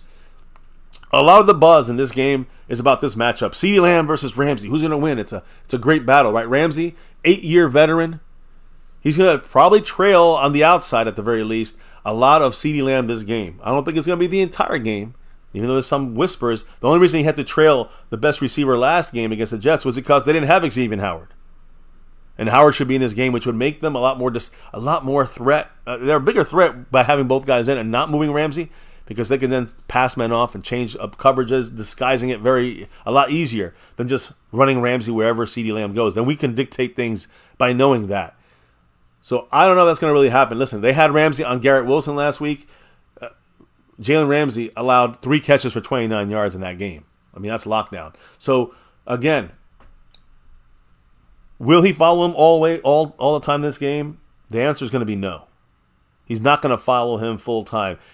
CeeDee Lamb plays a lot in the slot. Ramsey's not the best guy necessarily. You want to have him in the slot there, but the Cowboys will almost, for sure, especially because Ramsey on the outside, going to try to use and stick CeeDee Lamb in the slot against their nickel cornerback, Kadir Kohu. And of course, I think the Cowboys might even do it more than they usually do. I think you'll see a lot more CeeDee Lamb in the slot this game. The Dolphins give up more receiving yards from the slot position than any team in the NFL. They're 32nd. And just so you guys know, if CeeDee Lamb is on the outside and Brandon Cooks is in the slot, you go to Brandon Cooks. You cook with Cooks. So again, when you look time to get cooking. If he's in the slot, and if CeeDee's in the slot, listen to this: Ramsey has only played 5 of his 388 snaps this year in the slot. 5 snaps. 5 snaps in the slot. So he's weakness not for him. I was going to say, he's not exactly going to be up and ready to go, fresh in his mind with that. Well, I mean, the thing is that when you have CeeDee Lamb running on the outside, Ramsey's going to be sticking on him like flies on shit. But when you see CeeDee Lamb moving into the slot, there's a real big doubt in my mind that Ramsey will be following him in the slot. So if the Cowboys want to keep that, they want to keep the CeeDee Lamb factor alive, you're going to probably want to move him to the slot. Where, again, the Dolphins are the worst in the NFL. And if they overcompensate for that by sending a couple different guys or different kind of coverages, that's great. Other guys should be coming open off of that. So, again, Ramsey, only 5 snaps in the slot this year in coverage, guys. He's basically exclusively confined to the boundaries, to the outside. When CeeDee's out there, you can bet your ass Ramsey's going to be there on the outside. But when he's in the slot, CeeDee Lamb's in the slot, they're going to have Kadir Kohu, and he is a guy you can damage all day in this lineup. When they do line up against each other, and McCarthy puts CeeDee Lamb on the outside of a formation, Lamb's going to probably see a lot of Jalen Ramsey, right? But when he's not on the outside and he's in the slot, you're going to see him going against Texas A&M Commerce. That's the school he went to. Kadir Kohu for the majority of his snaps when CeeDee Lamb is in the slot. That's who he's going to see. Kohu. So it would be a real, to me, if you see this in the beginning of the game, you got to attack this Dallas. Dak, McCarthy. You got to attack CeeDee Lamb against Kohu in the slot, specifically. A big opportunity for the Cowboys to build some quick and sustainable offensive momentum by feeding CeeDee Lamb a lot in the middle of the field in the slot. And if he decides to put Brandon Cooks in the slot, look for Brandon Cooks in the slot too. So that right there, my friends. Mike Aldana said it's all about mismatches. Exactly. And you got to find your spot. I don't want to sit there and say, let's just be tough and let's just be cool about it and just put CeeDee Lamb, Jalen Ramsey, and put them on the outside of the whole game. That's stupid. You want to find the weak spot and then pick at it, eat at it. And for that to happen, baby, the Cowboys on offense, we got CeeDee Lamb, we got, let me actually do this. So CeeDee Lamb right here. We got Dak Prescott showing up there, but who's not going to be showing up? And that's Tyron Smith in this game. So another matchup, to my opinion, the big matchup that comes up because there's no Tyron Smith, not just Terrence Steele, but Chuma Edoga. And he's going up. Both Terrence Steele and Edoga are going to go up against Bradley Chubb, back and forth in this game a lot. So it's been a career year for number 2 Bradley Chubb for the Dolphins when it comes to rushing the passer, but he's also very good at defending the run. Number 2 is fantastic. He runs and he rushes from the right outside linebacker position. He's going to try to keep he had 3 sacks last week. He's going to try to attack Chuma Edoga, who's going to start left tackle this week, right? In his 5 starts for Edoga, and 14 games he's played in this season, Edoga has only allowed 2 sacks and 11 pressures. And I'm going to be honest, guys. Again, let me repeat that. 2 sacks and 11 pressures on 204 pass blocking snaps.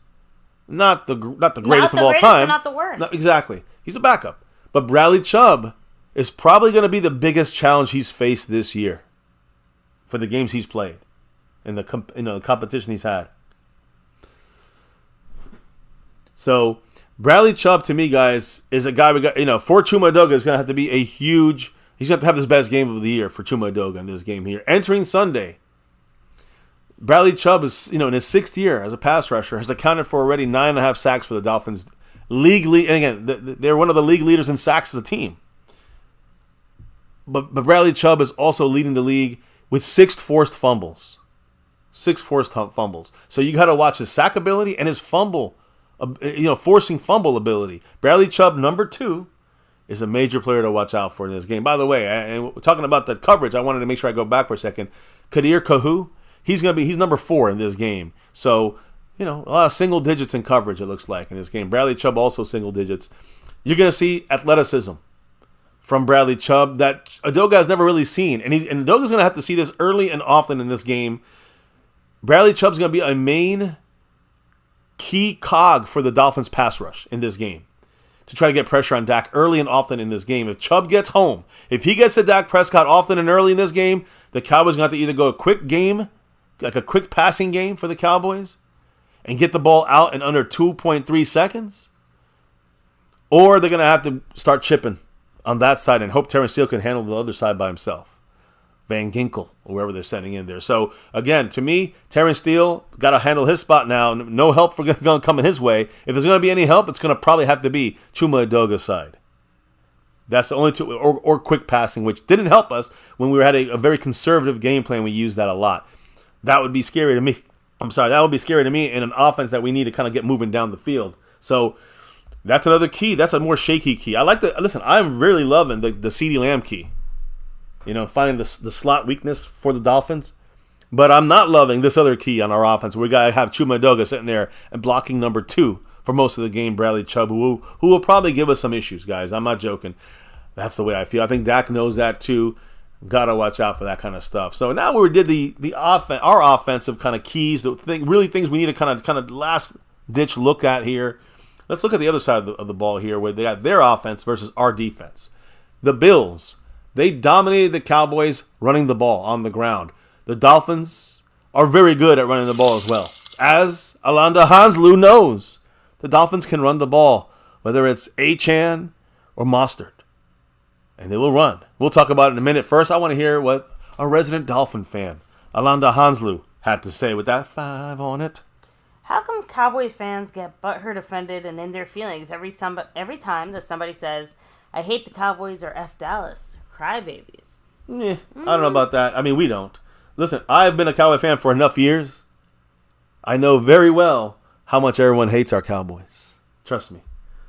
Anybody saying I hate the Cowboys is like saying you inhale oxygen all day to live. We know that you hate the Cowboys. I don't care about that. The Cowboy fans I know don't really get too butthurt when people say that. But yeah, there's a lot more Cowboy fans out there in the world, and unfortunately some of them do get a little bit butthurt when you talk a little trash because we haven't won in 27 plus fucking years. That's probably the reason why some of these fans haven't seen anything of the Cowboys in their entire lifetimes. So I could understand that anger, but I also understand, that we're the best and we're America's team, and everyone hates us because they ain't us. Them's facts. I hear you, Yolanda. And by the way, Retro Scotty down to 48 points on that stream, boss. Definitely past that halfway mark. Getting dangerous. Can he hold it up? Can he hold on to that before tomorrow's game? We shall see. But Retro holding it down there. Yolanda moving on up the board.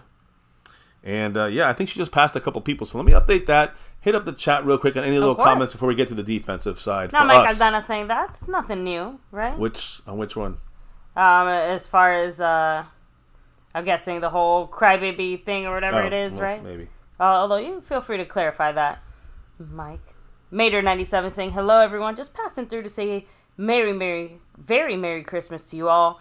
And I won't read the second part of that because I know we have some people that are not fans of Bama here. Well, I'll say go Cowboys. How about that? Always go Cowboys. So, CD lamb chops. That was almost funny. I'll say this. Our resident leader on the board here, somewhere always on the board, Mr. Jason Renfro, just got jumped into 4th place by Alanda Hanslu, who's now 4th, and Jason's in 5th place on the overall board. She's right behind Big D. Is she trying to take over this thing? A Dolphin fan? Hell no. You guys better box her out. Zach Luna's still in 1st, though. Skeptical still in 2nd. Big D in 3rd. Alanda is now in 4th. Dolphin fan. Damn. There you go. I just wanted to say that. Now, passing it back here, baby, when you reverse things, what is the thing we got to worry about? The running game. Because the Bills ran all over us with James Cook. All right? He didn't have such a good game. They did. He didn't have such a good game today. I don't know why. We can't stop the run. But the Bills dominated the Cowboys on the ground. The Dolphins are a very good running team. Here's how we stop them on defense. Guys, I'm going to tell you some things you probably already said already. We have to be more disciplined when it comes to gap assignments and also when it comes to penalties. But also when it comes to tackling. 12 missed tackles last week. That's the most since the Niner game. That's the most since like 3 years ago when we had 13 missed tackles. Guys, the Cowboys have to be more disciplined. Case closed. Tackling has been a big talking point this week after 12 misses. 10 different players missing tackles, or 9 different players missing tackles. The Dolphins have a different kind of running game than the Bills do. Miami is more prone to stretch the defensive front and beat you with speed than with power. They have more speed than power. Listen, they got power with Mostert as well, and they're better in both those categories. They can do it with power like the way the Bills did, and they can do it with speed, which the Bills didn't have to do. They can't do. The Bills don't have that kind of speed that the Dolphins do at running back. So Achane, with the speed side of things and the catching out the backfield, you got to watch for him. Of course, he's the backup. He's number 28, though. He'll be that third down guy. And then their main guy, number 31, Raheem Mostert. You see him right there in the middle of the screen. To me, one of the biggest keys to slow down. We might not stop him, but slow him down this game. So, again, the Dolphins run differently. They run stretching the defensive front, and they use speed over power. But in the middle, they use more speed than power. But they can beat you with power in the middle as well. And the Bills kind of provided a little bit of a blueprint with the power side of things. The issue for the Cowboys and Dan Quinn is that we have to adjust. And by adjusting, again, it's not just loading up more guys in the box. That is not going to help us necessarily, guys. The Dolphins have outside receiving threats, much better than, let's say, the Bills. So we just can't load up the box. We have to make sure the big advantage for us, we got number 28, Malik Hooker back, playing free safety, which gives us a second safety. Instead of playing up as a single high, as 2 high free safeties, we only need 1 free safety back there, Malik Hooker. The other safety, like Donovan Wilson or Jaron Kearse, now playing the box. That's how you help the run support. That's how you help the defense in general. So that's one of the big keys in this game. We're going to see different from last week. With Malik Hooker going to play this game, and he should, that's going to help us control the run game a little better and add an extra guy in the box without losing anything anywhere else. Mark Hovsepian back at it again with that 5 on it. A big mahalo to the man Mark. You know what he said? Let me know. He's jumping up this board, it looks like. What did Mark Hovsepian just say? Well, he dropped the 5 and a $10 holler. Oh, I didn't see that. 5, he said, I don't get butthurt. As a matter of fact, some think I hate my own team. I hate my owner. I will say that. I will say a lot of fans do whine a lot. Yeah. Orale. I can't. I don't say I support, but I agree everything that Mark is saying. Yes, some people do think he hates our own team here, believe it or not. So, yeah, I understand why the response from Mark is as that was there. And by the way, he's in 5th place right now as we speak, behind Alanda Hanslu. Actually, he might be passing her up with any more. So I just wanted to say shout him out. Big shout out to Mark Hovsepian. And yes, I do understand where he's coming from in our fan base that gets a little bit too a little weak sometimes on things. I honestly believe, like Mark, that sometimes we're not hard enough on our own team. Like in general, we just look at what Jerry Jones flashes in our face, and we just say, yay, and we're happy with that. Fuck that. Exactly. We got to ask for, again, if you know the 90s Cowboys, you know perfection was always around the corner. And that's all. We don't have to have perfection. Just got to have that close to perfection. That's what Jimmy Johnson wanted. We haven't found that yet, and mainly because Jerry Jones has been putting his fucking dirty-ass hands involved in everything we've done in the last 29 years, basically, at the Cowboys. Now, we got another drop from Marco Seppi, and like you said, that $10 holler, which, by the way, officially now, he's past Jason Renfro. He's past Alonda Hanslu, and he's close to Big D. Mark right now is sitting at that DAC 4th place on this board right now. He's moving up. What did he have to say, baby? We have only 3 guys that scare peeps on defense. Number 11 and our 2 corners. Everyone else is a role player. If they neutralize Parsons, our D is in big trouble. You know, again, that's the one thing Mark and I kind of disagree on a little bit more because, yeah, I do agree that the scariness, okay, do we have enough scary guys? Do the Bills? Do the Eagles? Do the Niners? I'm just saying, like, they have Fred Warner and they got Bosa. You know, they got a couple other good role player guys. You know, most teams don't have more than 2 or 3 scary guys, and some teams only have 1 if they're lucky. I'm just saying, like, we have 2, 3. We're right there with the majority of the teams, guys. The majority of teams in the NFL have 2 or 3 scary teams on defense. 2 or 3 scary players on defense. So I hear you, Mark, but you're making the claim. That claim you're making is admitting that we are one of the scariest defensive individual players on defense in the NFL. If we have 3 guys that are scary, that's probably 2 more than most teams.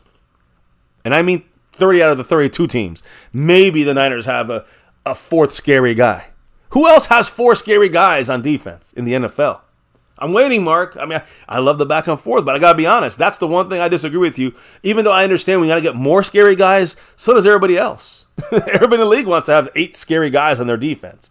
We have 3 really good players and some that are really good role players and some that are just role players and some are rotational players. It's more than that. It's scheme from Dan Quinn. It's tackling. It's discipline. It's penalties. We're going to talk about that now. And you know what? Even role players have their role to play. Like, you still have to. It's very important. The J-Ron Curse plays his role. Do your job and execute your job well when your number is called. And that's what I'm saying. J-Ron Curse, he's not a superstar scary player, but he's scary at covering tight ends. Like, that's his role, right? Mm-hmm. Donovan Wilson, he's not a superstar player, scary, but he's scary when he's spying your quarterback.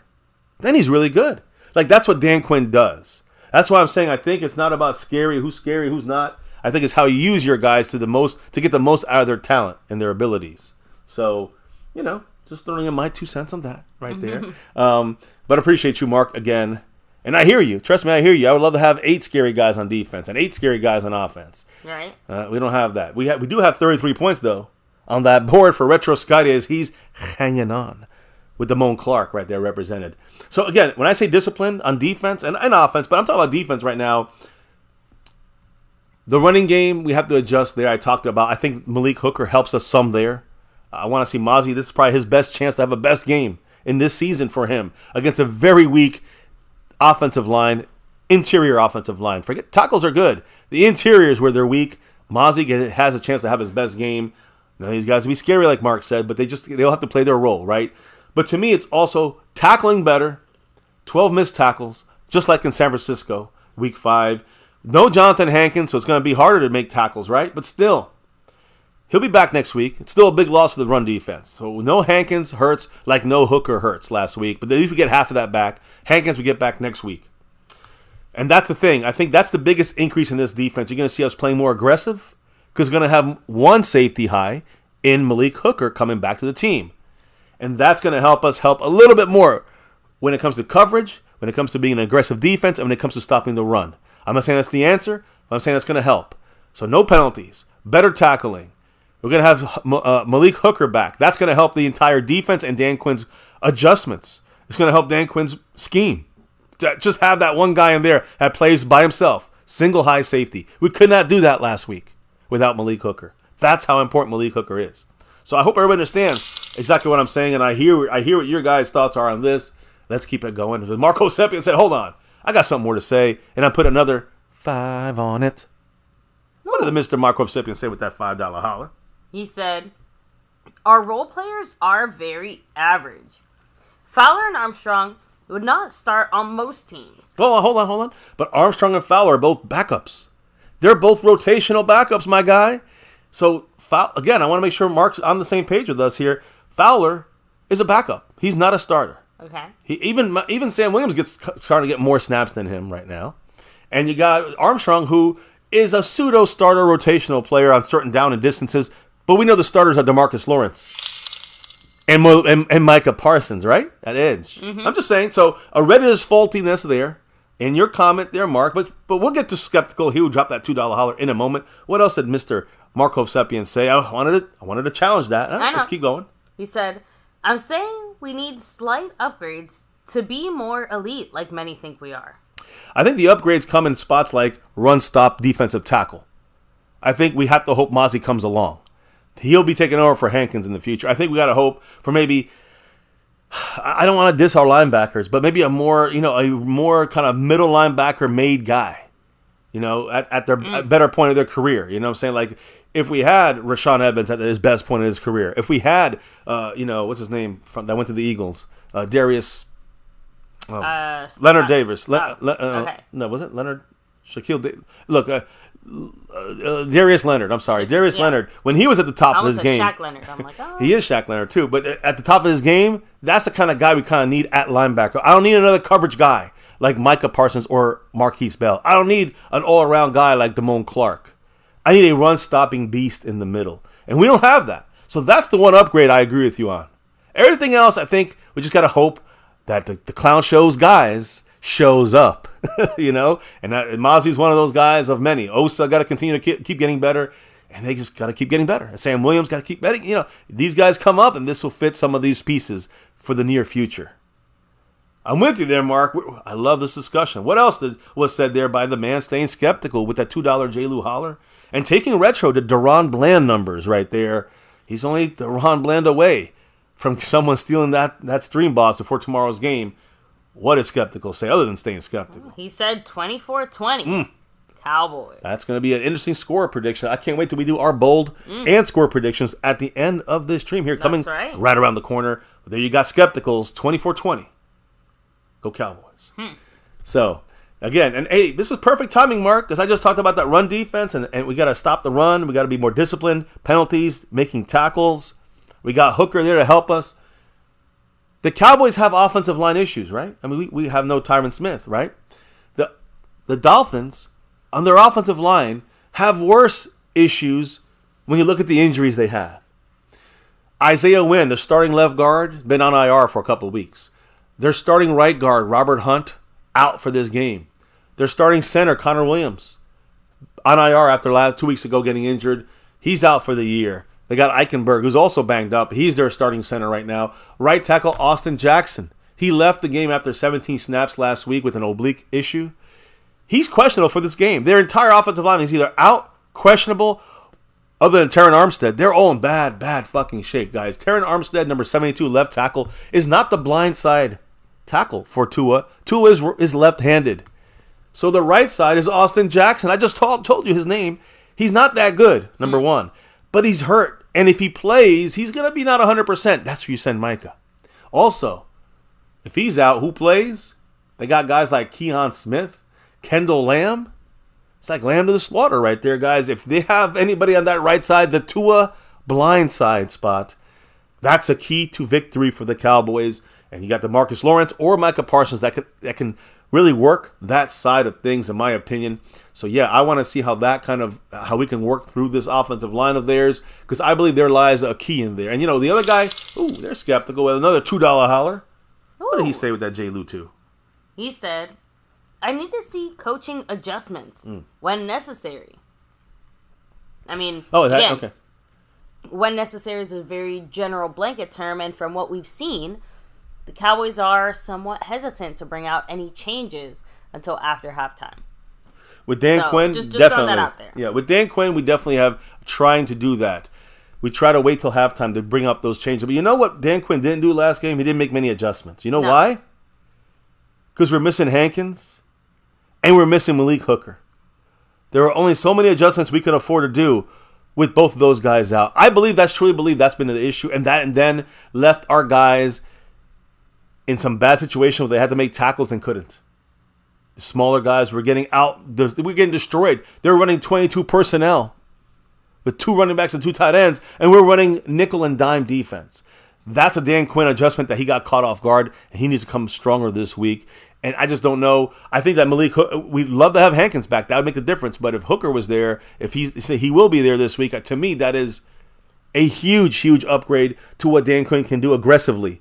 The defense can get more aggressive now because of Hooker being the only safety needed on the backside. Again, if he don't play, we're in trouble. Hooker don't play. Then I think we got bigger issues. But right now, let's just assume he plays. Much love, Skeptical. Appreciate that.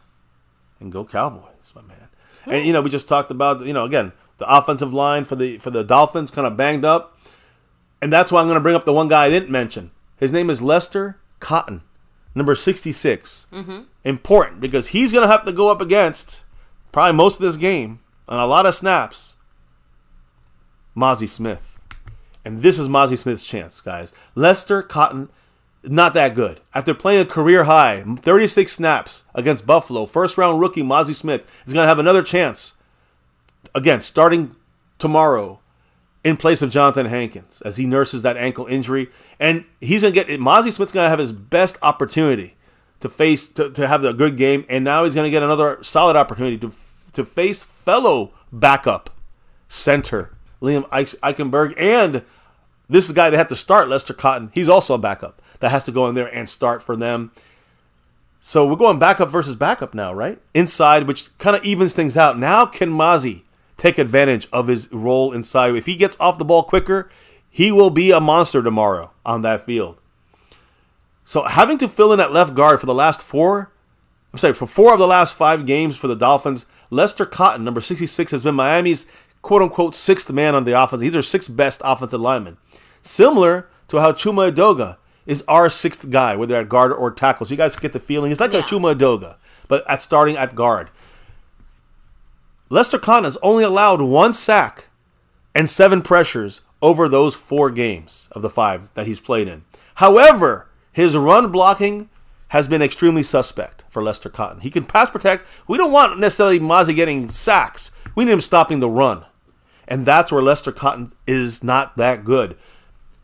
When you look at the Dolphins front line, this allows Mazi inside to maybe flex his muscles a little bit in the run stopping part of his game and work to limit the in-between center to guard area on both sides in the run game, whether it is Achane or, of course, Raheem Mostert, which I think is the biggest issue for us. Mazi Smith will be able to maybe help out in the middle there and slow down that their running game. That is the hope from my side, with Mazi Smith playing basically 3 backups inside. Center and both guards are basically backups. Robert Hunt, he's not even playing, and he's out of this game. They go in 3rd string now. Eichenberg, backup. Cotton, backup. So Mazi Smith, best chance for a best game, this game right now. Again, you let me know, baby. I know we just got a drop there from Mr. Jason Renfro with a dollar holler.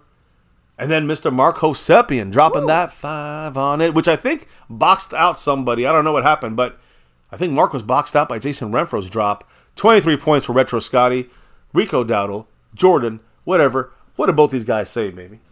So, of course, Jason Renfro dropped a classic Go Cowboys. Go Cowboys. With her dollar holler. Appreciate you, of course. And big mahalo, Mark Hosepian saying, our biggest concern on this team, other than Jerry Jones, is consistency everywhere. 1 week, our strength is coaching, is great, and then the next, dumb plays and play calling. Yeah. It goes back. It seems like we're playing this all the time, and it's not exclusive to one side of the ball. Sometimes defense is on fire. Sometimes the offense is on fire. But when the defense is on fire, the offense is like 3 and out. And then sometimes when the offense is on fire, the defense is like, go down and score on us and keep making this a game. So I hear you, Mark. Trust me. The consistency, I think that starts at the very, very top, and that starts with Jerry Jones and the Clown Show. McCarthy has done as good of a job he can do while taking over full control now this year. This is his best year he's coached. But a lot of that's because the front office has been holding his hands behind his back since the Kellen Moore 3 years we just had. So again, imagine if we had a Mike McCarthy unchained in his rookie year with the Cowboys. You know what I'm saying? In 2020, it might have been. We still wound up done similarly, but I think we would have been a little farther ahead on this incomplete team, consistency wise, penalty wise. I think we would have been a lot better. And that would have translated down to the players maybe playing better as well. But yeah, I hear you, man. We got to have more consistency in every single way you can imagine. On the field, and the coaching, and the front office, on defense, on offense, special teams, tackling, discipline, penalties. We just need a lot of fucking consistency, and we just don't have too much of that, unfortunately. So anyways, I hear you, Mark, and I agree a lot right there with Mr. Mark Hosepian. Yeah, I mean, again, consistency has been one of the few things we've consistently been saying since, week 1s, 2, and 3, where we saw our team play, disjointed games. Even though we won, even though we laid major smackdowns, it was like, whoa. So. Yeah, and also we've been saying that really, consistently all freaking time we've been on MCF. Mm-hmm. How bad this has been since we got on here 6.5 years ago. By the way. Shout out to Jacob Vasquez, yes. Appreciate you, and Jason Renfro. Ooh. I didn't see that one come through. Jason Renfro got one still coming through. We got Jacob Vasquez, though, dropping that 5 on it. And what does that mean? Well, it means that there's only 18 points. And if Jason's going to drop, what does Jason drop? Jason dropped $1 holler. A Go Cowboys. Mm-hmm. So that would be down to 17 points. And Brandon Aubrey knocks it through the uprights, and you take that stream boss. I'm just letting you know. It's there for the taking. Much love, Jason Renfro. Whoa, there we go. Back-to-back drops. Yeah, and we got Marcellus Walters. Welcome to the family here on Thank MCF. you. Appreciate that, Marcellus. Yes, welcome to the family. Much love, Jason Renfro with the Go Cowboys. Now tell me, what did Jacob Vasquez say as he makes his appearance on the stream on the leaderboard above? He said, "What's up, family? What is up? Go Cowboys! Hell yeah! Wish you all a Merry Christmas. You too. Have Merry Christmas, Happy Holidays, and how about a Cowboy victory? What do you say? You guys want that? I know I do. I do. So, hey, we just got to go out there and grab it. We got to do it. To it. Oh, Pioneer adding, either Dak plays like Superman or we lose. Our defense does not win games for us. It hasn't recently. The one game it put away for us was the Seattle game. But, yeah, I expect us to do better consistently on defense. That is the face of the team. But I will say again, the problems show up when you don't have guys like Malik Hooker and Jonathan Hankins. In the front of our defensive line, in the middle, and all the way in the back in the middle. We're missing both of our middle key pieces. At least we got one of them back this week. Mozzie, going to have his best game, should have his best game against a weaker, broken down, interior Dolphins offensive line, but they haven't done bad this year. They're just weaker than they should be. Yeah. And that tells you something. They got a good team. So, again, even their backup, like I said, only allowed 1 sack. Again, the guy I'm talking about, Eichenberg, he's banged up. He's going to be a weak spot for them. I think that Robert Hunt, he's out. So they have their backup, Robert Jones, going to have to play a role there, Jonathan Harrison. Mozzie, come on, you can take these guys. And then the guy I'm talking about who's been a backup for about 4 weeks, Lester Cotton, which is the matchup I'm looking at here for him to maybe get a little more, get inside of him. If we can do that, guys, especially in the run side of things, run blocking, where Lester Cotton's big weakness is run blocking, that's where Mozzie can take over a little bit more in this game and limit the work between the tackles on the inside, on those A and B gaps. We can limit that stuff if Mozzie has a better game. And slow down Raheem Mostert and Devon Achane. That's all. Are we asking for too much there? I hope not. We tried to ask for a little bit last week. We didn't get it. Well, I don't know. I hope that we get a little help this week from Mozzie on the inside. And that's all. That's what. Hey, my speech is done, baby. It was a kind of a quickie tonight. I know we had some very good questions to break down and analyze. You guys brought it tonight on this pregame preview live stream for our Dallas Cowboys game for tomorrow against the Dolphins. And, of course, right here on My Cowboys Family, you guys make it the experience it is every single night here on My Cowboys Family. Yeah, so can't do what we do without you. Definitely cannot. So let's hit up a couple comments, baby. And let's get ready to wrap this up as we prepare and prep for a Christmas Eve game against these mammals from the ocean, the Miami Dolphins. Because you know what I want to do to this team? You know what I want to do to this team, right? We need Mozzie to show up. But you know what else we need to show up? We need to show up and play very well against these Miami Mermaids. You know it. Ooh. And I know we have the big men inside, but on their offensive line, they got some big guys inside that are backups and third stringers. So let's make them look like big fat whales instead of dolphins in there. You know what I mean? And when we get through this game, I want to see a dolphin sacrificed. I want to see the Dolphins looking like this after this game. And then after that, when we sit back and enjoy, a Christmas dinners with our families and friends, our Christmas Eve day. You know what else I want to see? I want to see us eating this shit tomorrow after the game. So I would like to see us tearing up some dolphin meat tomorrow. Heck yeah. And let's do this, guys, because I believe the Cowboys, even though we don't have to win this game, it's not even a must-win, but I think we can win. And it would show up a lot of good things for us going forward, how we play this game, if we win this game, and again, even preparing for the Niners in a very similar kind of mindset offense that they have, the way they run, the way they try to use their offensive scheme against opposing teams like us. The Niners give us that practice. Well, good.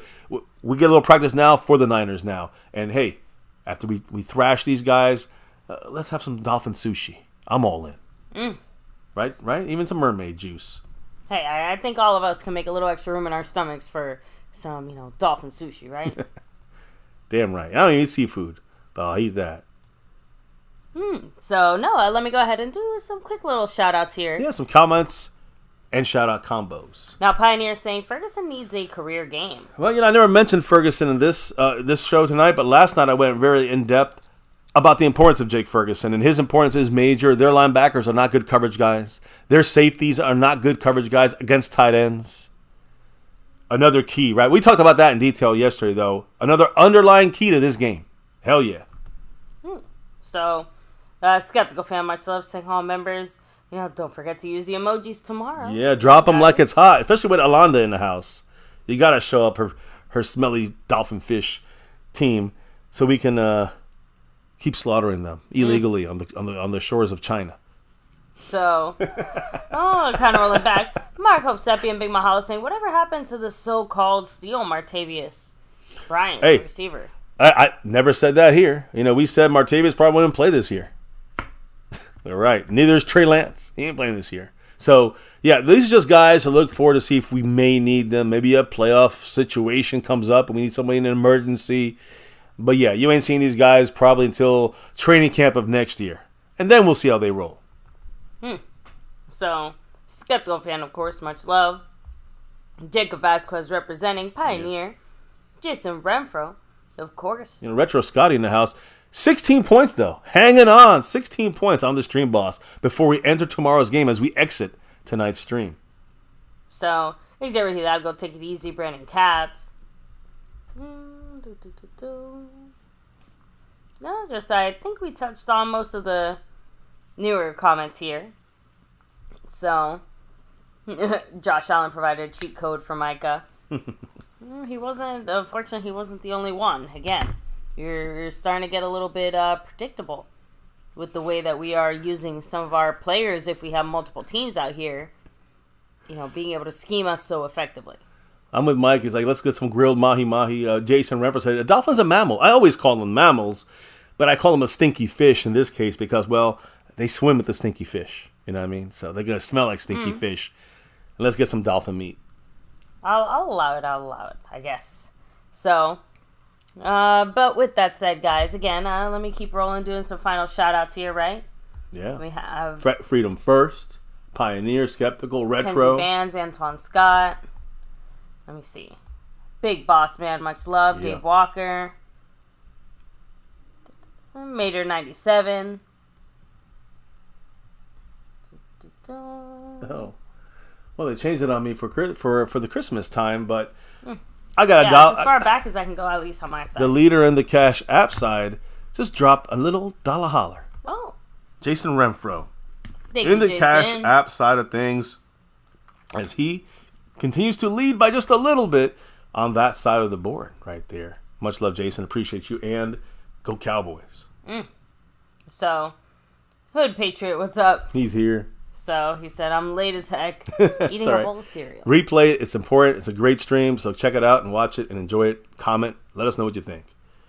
On that note, it is time for us to wrap it up for the night here. I will shout, again, hit Hit the like, subscribe, and the notification bell. Follow us on Twitter and on Discord. But let's shout out those people, baby, that make the world go round. The sponsor of the week and the membership gifting king. Always staying skeptical. Yeah. Skeptical fan in the house. Much love to him. You got Retro Scotty hanging on with 16 points on the Stream Boss as we enter tomorrow's game. Cannot wait. We'll be here live. Lights, camera, and action will be on here. Us with the jerseys. Christmas Eve with the family. We're watching our Cowboys. We want 6 and beyond. And don't forget the king of the Cash App, baby. Mr. Stanley Smith. Could never forget Mr. Smith there. Yeah, Thank you, Stanley. Appreciate you. Back to back, like our 90s Cowboys in 3 out of 5 weeks. That is domination. But the guy who's dominated the board the most in the Cash App than anybody else in our history is Jason Renfro. And he's trying to break that streak. He's got the lead by a little over guys like Stanley Smith, Snug X, and Gloria, and many others. But right now, Jason Renfro in the lead, trying to hold down and corral that crown. We'll see what happens. We got one more day, and that's game day. That's New Year. That's Christmas Day. So I'm excited to see us get that big W, hopefully, tomorrow in this game. And we'll see who takes the W's as the sponsor of the week, the membership gifting king, and, of course, the Cash App king. We'll see what happens. We got tomorrow to figure it out during our stream. And, of course, just another little shout-out here for everybody who's chilling with us, who just caught us on the later side of things. Merry Christmas from us here at My Cowboys Family to your families, friends, loved ones, and everybody who's spending this special time with the next couple of days. My Cowboys Family. Yes, this weekend, the next couple of days, enjoy. And hopefully, the present we all want for Christmas is a victory defeating these Dolphins. These dirty Dolphins. Ooh. Tough game. I'm ready for it. You guys ready? Let's get on this thing and let's get that win. Finish up any other comments and we're ready to roll. Let me see. I'm B in the house. I think we kind of touched on pretty much most of them. Skeptical fan said, I need to see a Tua to Durand Bland at least one tomorrow. Tua to let's get that You're pick. mean the pick, yeah. Let's get that 9th pick and maybe a 6th pick 6. What do you think? I think that's what he's trying to say. Like, how much sweeter would it be then? So, well, let me see. No, we kind of touched on pretty much all the comments here. Perfect. Well, in that case, baby, Serial Hood Patriot. I will say one last thing before we get out of here, baby, because another drop just trickling up the top from Mr. Jason Renfro, the leader in the Cash App. He dropped another dollar holler. He dropped another Go Cowboys, and he's dropped that little dollar right there. He keeps adding to that lead, extending it just by a little bit more over everybody else on the top spot. So much love, Jason Renfro. Basically, the ending drop. 16 points for Retro Scotty. We'll see how long that stays up on that board, especially tomorrow. Right. During our final stream of the week where we crown some champions. So, baby, let everybody know why we do this here in My Cowboys Family each and every night for 6+ years. Tell them why we do this thing. It's that navy blue, that silver too, and that star over everything. Win, lose, or draw, good, bad, or ugly. We want 6 and beyond. We rep that star over everything no matter what. And here for 6 years and beyond. 7th season of doing these things on our reaction live streams tomorrow. This little corner of YouTube. Here on My Cowboys Family. Never forget the number one thing here, now, and forever. As always, Go Cowboys. Let's get that 6 and beyond. And beyond. All right, guys. Thank you for dropping your knowledge in the chat. All night long. All night. Thank you, guys. Truly can't do this without the back and forth. And again, appreciate your drops of love from above, whether it's gifting memberships, Cash App, Super Chats, jumping in the membership, thanks buttons, PayPal, whatever it is. Appreciate every single drop of your guys' love and support. Can't do this without your guys, on that side of things as well. And let me shout out those that have dropped the love from above today. William Burney back in that navy blue crew. Dwayne Broussard, the top dog. Skeptical fan with 5 gifted memberships added to that list, amongst other drops. D-Link in the place here. Big D, baby, here at the top of the boards. JD from DC making an appearance. Calvin Richard in the house. Mark Hovsepian, always repping that star all the way from Hawaii. Alanda Hanslu, Dolphin fan. Jacob Vasquez, and of course, can't forget about the man, Jason Renfro, who just dropped another one. Literally another one. Yes, right here on the board. And we got you, Jason, on the last one. I just shouted out both those drops in the Cash App. So he's just tallying everything up with just dollar here, dollar there, dollar everywhere. Dollar bills, y'all. What did he have to say with that dollar drop, baby? Oh, he's had a classic. Go Cowboys. Hell yeah. And he's leaving. Jason. Much love, Jason. He's leaving Retro Scotty with 15 total points on that stream, boss. On that note, thank you all for the drops of knowledge, the drops of love. It's time to clock out and drop out now for this stream and get ready for tomorrow's big game against the Dolphins. I'll be here. You guys hopefully will be here with us and be rocking that star over everything, as always. So, baby, before we can officially drop out of here for the night, tell everybody what we got to do. We got to drop the beat. Oh, yeah. Officially, guys, we have officially dropped the beat here and dropped the, it's over. It's dropping out of here for the night. Appreciate you all. Hope you had a good time. Enjoyed the MCF experience. As we were back tomorrow, lights on, cameras on, action on, as we take on these Miami Dolphins tomorrow right here at My Cowboys Family. Again, in case we didn't get to you guys here except for the end, everybody, have a very Merry Christmas Eve. We're officially there here on the East Coast and Central Time Zone in Dallasville, so enjoy a very Merry Christmas Eve, Christmassy weekend, and Christmas Day on Monday. Only after we get this win first tomorrow, right here on My Cowboys Family. We'll be here. Here on My Cowboys Family MCF, we wrapped up another Cowboys chat up. Thank you guys, and hopefully we put in the Fins in their caskets tomorrow. That's the hope, right? Right, Skeptical? Look at him. Skeptical skinning that Dolphin at the bottom of the screen. We got you. No Tyron Smith. Hopefully no problem. Chuma's in the house. We talked about some keys with CD, Micah Parsons, and on and on. They got to have a lot of stepping up tomorrow. I'm hoping we can see that from our offense and our defense. And a little more discipline. What do you say? Let's get this thing. Let's get this win and make things a lot easier for us as we head down the home stretch here. Last couple of games of the 2023 regular season. New season coming soon in the playoffs. But here, this stream is ending now. On MCF, it's about that navy blue, that silver too, that star over everything. Never, ever forget the number one thing right here on My Cowboys Family. Much love to everyone in the house. We'll see you back here tomorrow for another one, game day live stream reaction. Hit that like for the stream. Hit that subscribe button for the channel. Make sure you notification bell to all videos. And, of course, follow us on X and all social media at My Cowboys Family. That's a wrap, guys. Take care. Have a safe and fun Merry Christmas weekend. Great night. We'll see you back tomorrow for game day. Peace. And never, ever forget, go Cowboys!